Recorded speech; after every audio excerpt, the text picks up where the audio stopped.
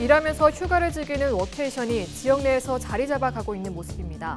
이 중 관광 콘텐츠를 즐기며 일을 할 수 있는 해운대형 워케이션이 입소문을 타고 인기를 얻고 있습니다. 동구는 부산의 역사와 미래 성장 동력이 공존하는 곳입니다. 김진홍 동구청장에게 올해 추진하는 원도심 회복 계획 들어봤습니다. 광안대교 무정차 통행 시스템인 스마트 톨링 도입으로 6일 기준 사전 등록 차량 수 15,000대가 넘어서고 요금소 정체 구간도 크게 해소된 것으로 나타났습니다.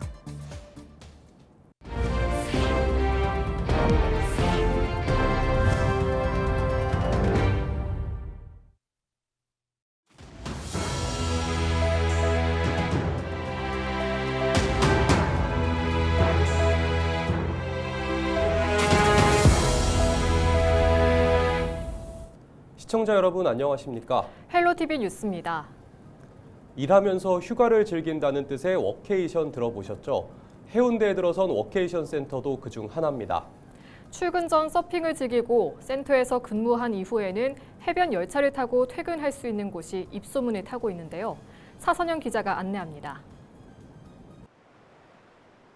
지난해 4월 문을 연 웨이브 해운대 워케이션 센터. 평일 오전 워케이션 센터 내부에 흐르는 잔잔한 음악과 자유로운 분위기 속에 사람들이 각자 업무에 집중합니다. 미포에서 청사포, 송정으로 이어지는 옛 철길에 따라 해변 열차가 달리고 데크 산책길과 청사포 다리돌 전망대 인근에 자리 잡은 업무 공간입니다. 답답한 사무실에서 벗어나 탁 트인 바다와 파란 하늘을 바라보며 업무와 휴가를 동시에 즐길 수 있는 겁니다. 일하면서 이제 고개를 들면 바다가 보이고 기분 전환하고 또 일을 할 수 있고 또 점심때 맛있는 거 먹으러 갔다가 산책도 하고 그런 휴식 시간 가치가 되게 좋은 것 같습니다. 등대 쪽에 호떡이 맛있다고 해서 호떡 같이 사 먹을 예정이고요. 또 밥 먹고 나서는 이제 전망대에 가서 산책을 함께 할 생각을 하고 있습니다. 서핑의 성지 송정 해수욕장에도 해운대형 워케이션 공간이 있습니다. 출근 전 서핑을 즐기고 근무 시간에는 일에 집중하며 점심은 걸어서 해운대 인기 맛집에 갈 수 있습니다. 상인들은 해운대만의 특화된 워케이션 사업이 얼어붙은 상권에 활력을 불어넣을 수 있을 것으로 기대하고 있습니다. 전년도 대비 한 30% 정도 빠져나갔다라고 생각될 정도로 조금 어려움이 있었습니다. 주말이 아닌 평일에 이렇게 숙박을 지원을 해서 관광을 오는 것처럼 해서 부산 여기 송정에서 이렇게 일도 하면서 저희 같이 이렇게 관광 콘텐츠라든지 그리고 뭐 식당이라든지 운영하시는 분들에게 도움을 주실 수 있는. 지금까지 부산 지역 외 주소지 기업의 재직자들이 이용 가능했지만 3월부터 청사포 업무 공간은 부산 지역 근로자에게도 개방됩니다. 센터 활성화를 위해 문턱을 낮추는 겁니다. 저희가 25년 올해 같은 경우는 워케이션 활성화를 위해서 이제 숙박 바우처는 2박 3일 또는 3박 4일을 선택할 수 있도록 그 선택의 폭을 조금 확대할 거고요. 해운대구는 올해 하루 4만 원, 최대 12만 원의 숙박 바우처와 관광 바우처 1회 3만 원 지원 등을 통해 워케이션 사업을 확대해 나갈 계획입니다. 헬로티비 뉴스 차선영입니다. 2025년 부산 지역 지자체 포부를 차례로 짚어보고 있습니다. 이번에는 동구를 살펴볼 텐데요. 2단계 북항 재개발의 기대와 원도심 변화에 과제를 품은 동구. 김진홍 동구청장은 올해는 하버시티 동구의 완성을 위해 속도가 더해질 것이라고 강조했습니다. 권정숙 기자의 보도입니다. 물류인프라와 부산에서의 랜드마크 도시재생의 핵심축. 바로 부산의 경제 성장 동력으로 기대를 받는 북항입니다. 이 북항을 품은 도시가 바로 동구입니다. 지속가능한 성장 가능성을 갖춘 만큼 동구는 사회, 환경, 정책 등 다양한 분야의 ESG 경영을 반영해 왔습니다. 들락날락 ESG 장난감 도서관을 이제 조성을 했고요. 네. 또 젊은 층들이 또 ESG를 행사해서 ESG를 접목할 수 있는 이 체험 부스들을 또 활용을 또 이렇게 하고 있고요. 우리 동네 ESG 센터를 지금 이제 활성화시켜가지고 어르신들이 직접 참여해서 일자리들을 창출해내는. 올해는 여기에 속도가 더해집니다. 원도심 근본 문제로 꼽히는 빈집 정비는 물론 자성로 하부 지하통행로, 망향로 버스베이, 육교 엘리베이터 등을 설치해 교통 환경도 달라집니다. 인구 유입과 정주를 위해 네 번째 어린이 복합 문화공간과 효량 주민 복합 공간이 조성되고 수정산 복합 스포츠단지, 부산진성 맨발 황토길 등 자연과의 공존도 이뤄집니다. 어려운 경제 환경을 헤쳐나가기 위한 대책도 이어집니다. 창업 공간들을 지금 만들어서 입주를 지금 준비 중에 있고요. 네. 청년과 기업을 또 연결해주는 어떤 이런 프로그램들을 기획도 이래 하고 있고, 또 어르신들의 또 노후 행복을 위한 아까 말씀드린 그 일자리 창출 이런 것들을 더 활성화를 시켜서 오랜 시간 동구 발전의 발목을 잡아왔던 삼복도로 고도 제한에 대한 전면 해저 요구도 지속해서 이어갑니다. 규제에 묶여 슬럼화 피해를 입은 구민들을 위해서는 대안을 얻고 지역 개발은 속도를 내겠다는 구상입니다. 보상을 해주든가 대안을 제시를 해줘야지만이 네네. 과연 그분들이 제대로 수용을 하지 않겠느냐 하는 이런 부분들까지 대책이 나와줘야 된다 이렇게 생각을 합니다. 동서 간의 균형 발전 격차의 아주 중요한 네. 부분이기 때문에 꼭 이 부분은 전향적으로 이렇게 반영이 돼야 된다 이렇게 생각합니다. 부산의 역사와 미래 성장 동력이 공존하는 하버시티 동구. 더 균형감 있는 생활 인프라를 조성하기 위해 올해 동구의 시계는 더욱 빠르게 돌아갑니다. 헬로티비 뉴스 권정숙입니다.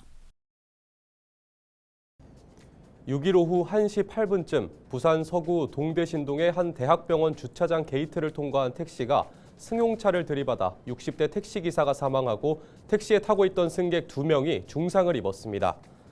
사고 택시는 승용차를 충격한 후 수십 미터를 더 진행한 후 주차장 경계석을 들이받고 멈춰섰습니다. 승용차 운전자와 동승자 2명은 경상을 입은 것으로 전해졌습니다. 경찰은 정확한 사고 원인을 조사하고 있습니다. 동래구의 한 무등록 입시 컨설팅 업체가 중고등학생을 대상으로 의대 진학과 상급 학교 진학 등 입시 컨설팅을 진행하고 학부모에게 환불해주지 않은 사건과 관련해 경찰이 수사에 들어갔습니다. 동래경찰서는 동래교육지원청으로부터 해당 학원의 설립, 운영과 과외 교습에 관한 법률 위반 혐의로 고발장을 접수받았다고 밝혔습니다. 환불을 받지 못했다고 주장하는 학부모는 30여 명으로 피해액은 2억 원가량인 것으로 알려졌습니다. 경찰은 미등록 학원인 점을 고려하면 피해액은 더 클 것으로 보고 피해 규모와 경위 등을 수사하고 있습니다. 5일 밤 10시쯤 부산 진구에 위치한 한 유흥주점에서 업주와 직원을 폭행하고 난동을 부린 중국 국적 20대 2명이 붙잡혔습니다. 경찰에 따르면 중국 국적 20대 A씨와 B씨는 시간을 연장해달라며 다투다 업주를 술병으로 폭행하고 이를 말리던 직원도 폭행하고 바닥 타일을 훼손했습니다. 경찰은 2명을 특수폭행과 재물손괴 혐의로 붙잡아 조사 중입니다. 부산교육감 재선거에 나설 박종필 예비후보가 일부 후보의 일탈 행위로 단일화가 무산될 위기에 처했다며 교육정책으로 중도보수 교육감 후보 자질을 보여줘야 한다고 밝혔습니다. 박 후보는 지난 3일 열린 중도보수 후보들과 통합추진위 간 간담회 자리에서 합리적으로 후보들 간 일정을 조정할 수 있지만 전영근 예비후보가 일방적으로 불참을 선언한 일탈 행위로 시민들에게 혼란과 실망을 안겼다고 사과해야 한다고 주장했습니다. 또 교육감 재선거에 나설 가능성이 제기되고 있는 정승윤 부산대 교수와 최윤홍 부산교육청 부교육감도 하루빨리 입장을 밝혀 선거에 나선다면 단일화에 참여해야 한다고 촉구했습니다. 차정인 부산교육감 재선거 예비후보가 6일 기자회견을 열고 민주시민교육과 역사교육 강화, 지역교육 생태계를 확장하겠다며 2호 공약을 발표했습니다. 차 후보는 부산형 논쟁 수업 모델을 개발하고 글로벌 수준의 학생 자치기구 설립, 민주시민교육을 전담하는 조직 신설, 부산마을 교육 공동체 지원센터 설치 등을 공약으로 내세웠습니다. 또 학생이 미래사회의 민주시민으로 성장하기 위해선 학교 교육만으론 충분하지 않다며 민주시민 교육에 대한 지역사회의 공감대를 만들고 협력관계를 형성하겠다고 밝혔습니다. 부산시 특별사법경찰과가 오는 17일부터 다음 달 28일까지 수산물 원산지 둔갑 등 불법 행위를 특별 단속합니다. 특사경은 이 기간 수산물 원산지 거짓 표시나 식품 보존 기준 위반, 소비기한 경과 제품 사용 등에 대한 집중 단속에 나섭니다. 특히 육안으로 원산지를 판별하기 어려운 수산물은 국립수산물품질관리원 등 전문기관과 협력해 과학적 검사 기법을 활용해 단속 효과를 높일 계획입니다. 지난해 녹조 피해가 심각했던 창원 주남저수지 인근 주민들의 코 속에서 녹조 독소인 마이크로시스틴이 검출됐습니다. 환경단체들은 창원시에 주민 안전과 함께 녹조 예방을 위한 대책 마련을 요구하고 나섰는데요. 보도에 표영민 기자입니다. 지난해 때이른 녹조 현상의 몸살을 앓았던 낙동강. 낙동강 네트워크와 계명대, 부경대 연구팀은 지난해 8월과 9월 낙동강 인근 주민을 대상으로 녹조 독소 검사를 진행했습니다. 녹조 독소가 인체에 주는 영향을 알아보기 위해서입니다. 결과는 다소 충격적이었습니다.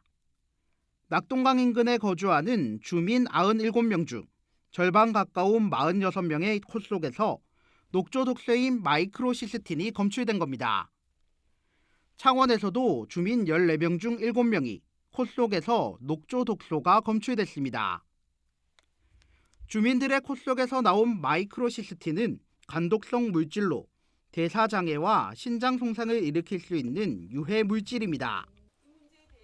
지난해 녹조 피해가 심각했던 창원 주남저수지 인근 주민들도 재채기와 콧물 등의 증상을 호소하고 있습니다. 크게 이렇게 나타나는 증상은 아니지만은 실질적으로 재채기나 콧물이나 이런 것들은 좀 많이 나오고 있는 좀 실정이라고 이야기를 했었거든요. 지역 환경단체들은 창원시의 시민 건강을 지키기 위한 대책 마련을 촉구했습니다. 마이크로시스틴의 독성이 청산가리의 약 6,600배에 달해 주민 건강에 악영향을 줄 수 있다는 겁니다. 그러면서 녹조 발생을 막기 위해 저수지 수문 개방과 수생식물 보호 등 환경 정책도 동반돼야 한다고 강조합니다.